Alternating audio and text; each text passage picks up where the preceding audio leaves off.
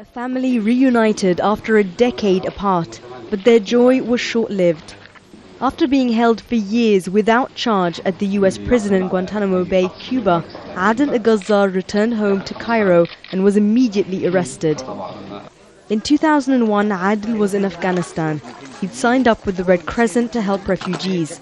After being injured during a US airstrike on the border with Pakistan, he says doctors at a Pakistani hospital handed him over to the US military for a bounty. He was held in a US prison where he was reportedly tortured, then transferred to Guantanamo Bay.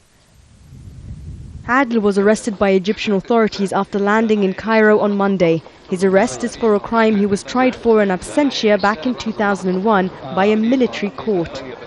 He was found guilty of affiliation to a group accused of trying to overthrow former President Hosni Mubarak's government.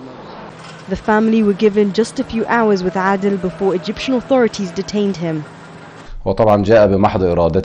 He came thinking there had been a successful revolution and he would be well received, given he was also against the former regime. Unfortunately, the system turned out to be more absurd than he had imagined.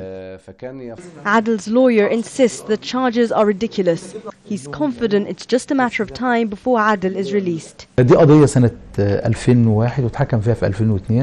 The case Adel was sentenced for was famous. There were more than 100 defendants being tried. Over 40 were released. Adel got a 3-year sentence in absentia for trying to overthrow the Mubarak regime. But Adel was considered an accomplice to this plan. They never accused him of having weapons or actually doing anything.